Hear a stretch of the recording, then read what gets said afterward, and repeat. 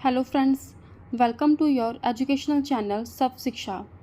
Today we will start previous year's questions of biology of chapter The Living World. So let's get start with question number 1.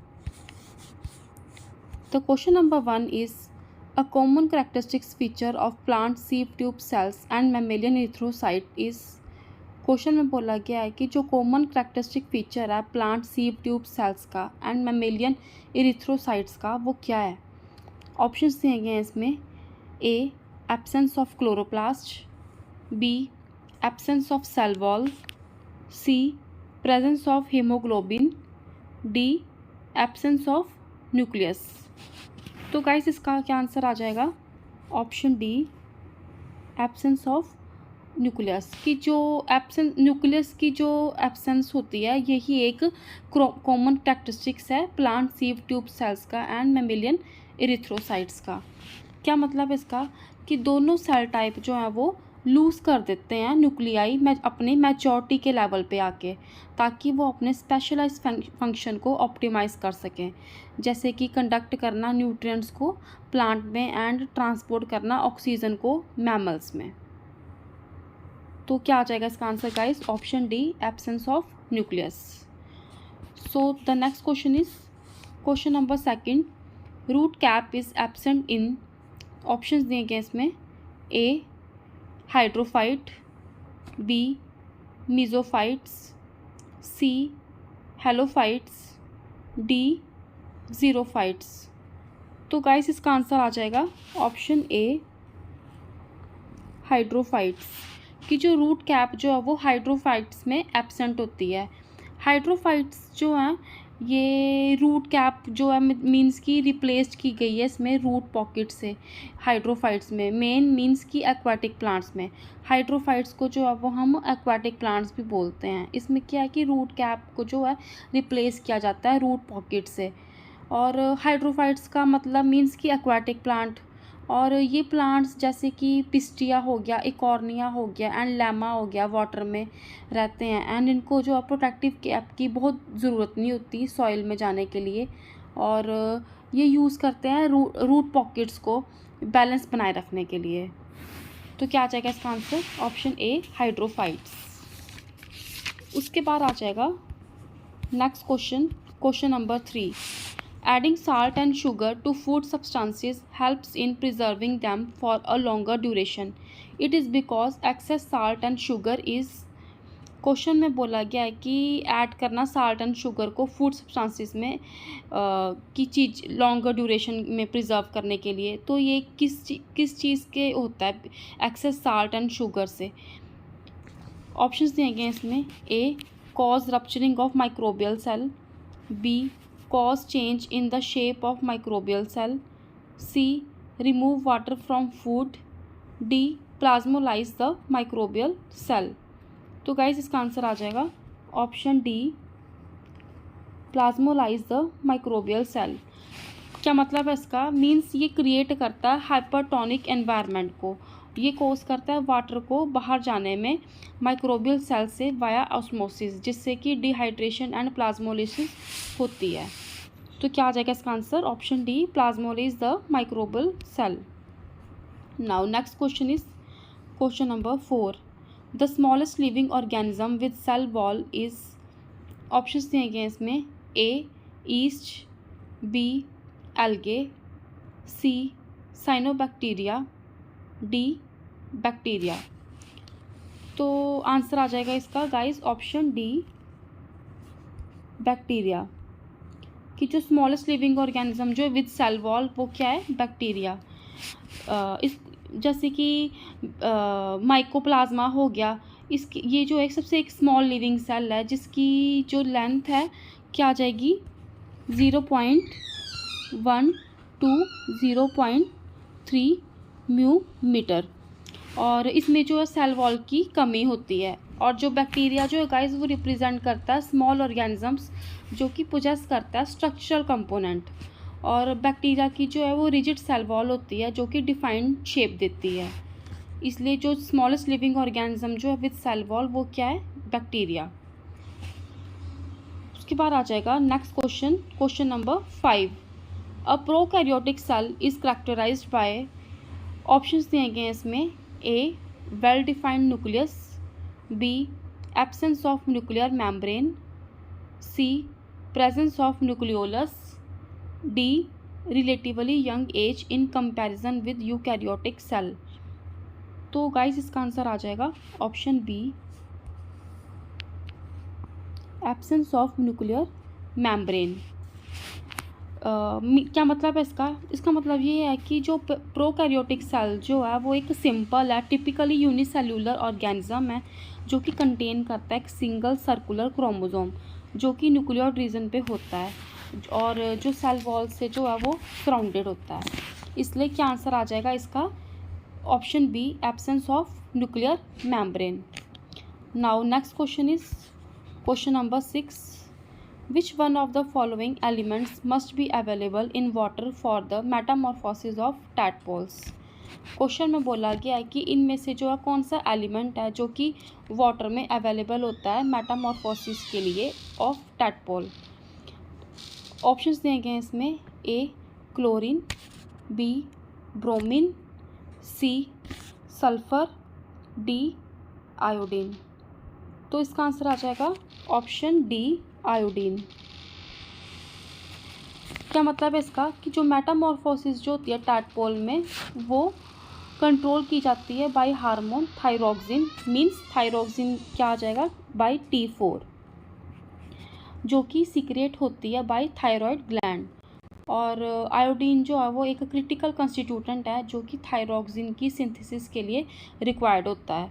अगर पानी में guys iodine की कमी हो जाती है तो थायराइड ग्लैंड जो है वो प्रोड्यूस नहीं करेगा थायरोक्सिन जितना चाहिए और कॉज करेगा मेटामॉर्फोसिस प्रोसेस जो कि इनहिबिट हो जाती है इस चीज़ से।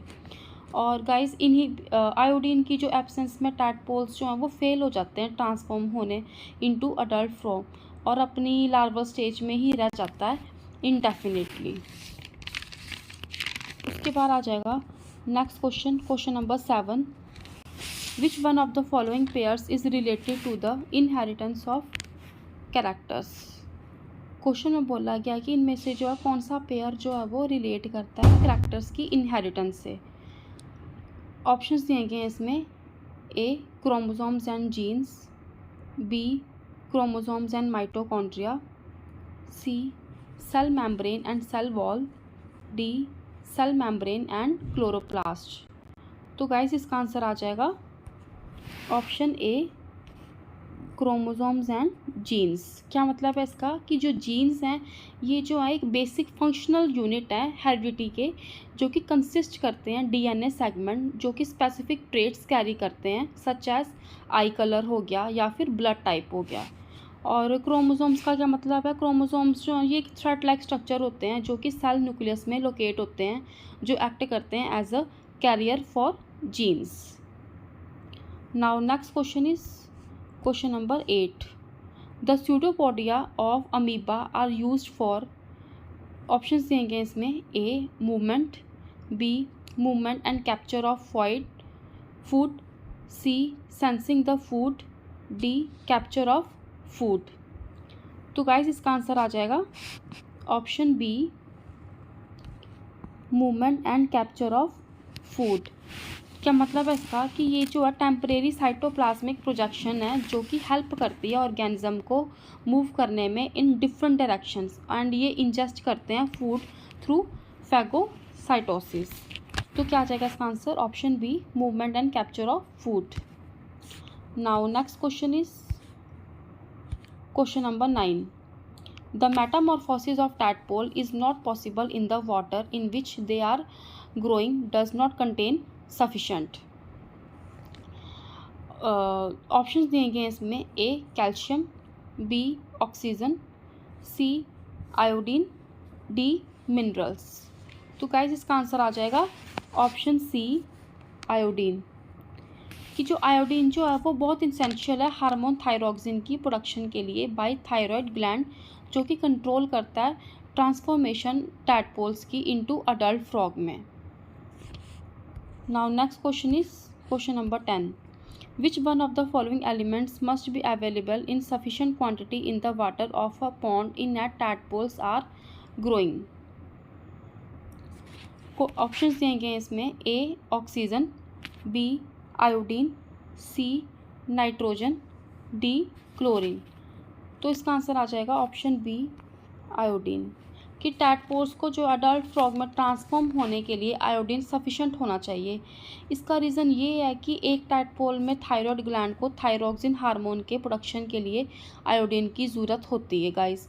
और थायरोक्सिन जो है वो प्राइमरी हार्मोन है गाइस, जो मेटामॉर्फोसिस को ट्रिगर एंड कंट्रोल करता है। और ये वो मेथड है जिसके द्वारा हम जिसके द्वारा जो है एक टैडपोल जो अपने लिम्स को डेवलप करता है और अपनी टेल लूज़ कर देता है और अडल्ट फ्रॉग में वो बदल जाता है, मीन्स कन्वर्ट हो जाता है। उसके बाद आ जाएगा next question, question number 11। Which one of the following represent a group of autotrophs. Option दिए गए हैं इसमें, A spinach mushroom tomato yeast, B tulsi algae cuscuta mushroom, C algae spinach tomato banana, D algae cuscuta banana mango. तो guys इसका answer आ जाएगा option C algae spinach tomato banana. कि जो ग्रुप है ऑटोट्रॉप्स का वो ये है एल्गे स्पिनच टोमेटो एंड बनाना। तो ऑटोट्रॉप्स क्या होते हैं गाइस, ऑटोट्रॉप्स जो है वो फूड चेन का बेस है, मीन्स ये फर्स्ट ट्रॉपिक लेवल है और ये ट्रांसफॉर्म करते हैं लाइट एनर्जी को into chemical energy. Now next question is question number 12। In plants and trees, water goes up high due to suction pull. Which of the following phenomena causes the suction pull? Question में बोला गया है कि plant and trees में जो water जो है वो हाई लेवल तक जाता है सक्शन पुल के थ्रू। तो इनमें से जो है कौन सा फिनोमिना जो है वो कॉज करता है सक्शन पुल को। ऑप्शंस दिए गए हैं इसमें, ए ट्रांसपिरेशन, बी फोटोसिंथेसिस, सी रेस्पिरेशन, डी एब्जॉर्प्शन। तो इसका आंसर आ जाएगा गाइस ऑप्शन ए ट्रांसपिरेशन। कि जो सक्शन पुल जो है वो ट्रांसपिरेशन के थ्रू होता है। ट्रांसपिरेशन का क्या मतलब है कि ये जो है इसमें जो इवेपोरेशन होती है वाटर की प्लांट के एरियल पार्ट से, जो कि through stomata in the leaves. Transpiration को जो हम ट्रांसपिरेशनल पुल भी बोलते हैं guys. So the next question is question number 13। Which of the following is the reproducing part of ginger? Options दिए गए हैं इसमें, ए रूट, बी लीफ, सी स्टेम, डी सीड। तो इसका आंसर क्या आ जाएगा ऑप्शन सी स्टेम। स्टेम को जो है हम राइजोम भी बोलते हैं। राइजोम जो है वो स्टेम के अंडर पार्ट में पाया जाता है और ये जो है मॉडिफाइड हॉरिजॉन्टल अंडरग्राउंड स्टेम है, जो कि जिसमें नोड्स होती है, इंटर नोड्स होती हैं एंड वेजिटेटिव बर्ड्स होते हैं। इसमें जो है एसेक्सुअल वेजिटेटिव प्रोपिगेशन होती है और जिसमें जो है स्मॉल पीसेस जो है राइजोम के वो कंटेन करते हैं वन लिविंग आई और बड, जो कि सेपरेटेड होते हैं एंड ये प्लांटेड होते हैं to form new plants. Now next question is question number 14.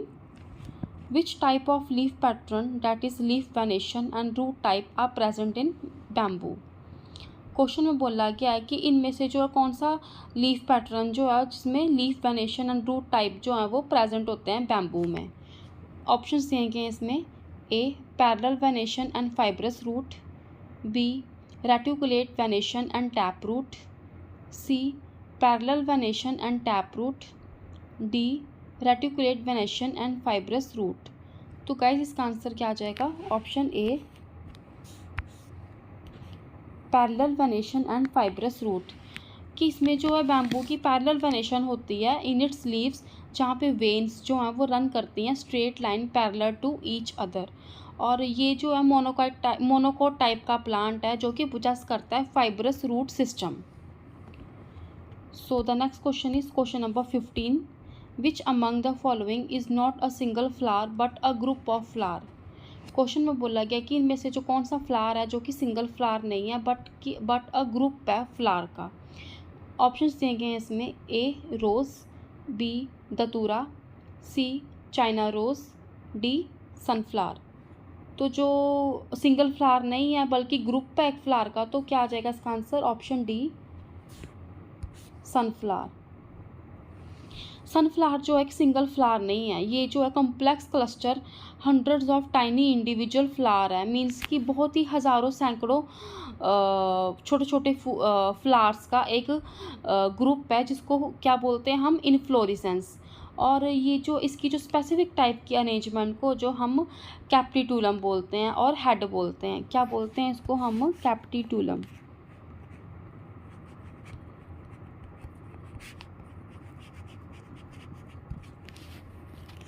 Now next question is question number 16. Cellulose is made up of, options दिए गए हैं इसमें, ए लूज सेल, बी पॉलीकॉट, सी टेरिकॉट, डी ग्लूकोज। तो इसका आंसर क्या आ जाएगा? Option D, glucose. की सेल्यूलोज जो है वो ग्लूकोज से बना होता है। सेल्यूलोज जो है एक नेचुरल लीनियर पॉलीसेकेराइड है, जिसका फॉर्मूला क्या आता है? C6H10O5, जो कि कितने 1000 बीटा डी ग्लूकोज जो कि लिंक होता है बीटा 1:4 ग्लाइकोजिडिक बॉन्ड, उतने बॉन्ड ग्लाइकोजिडिक बॉन्ड से जुड़ा होता है। तो गाइज ये थे मेरे आज के most important question. Next time फिर मिलेंगे हम नए टॉपिक एंड नए MCQs के साथ।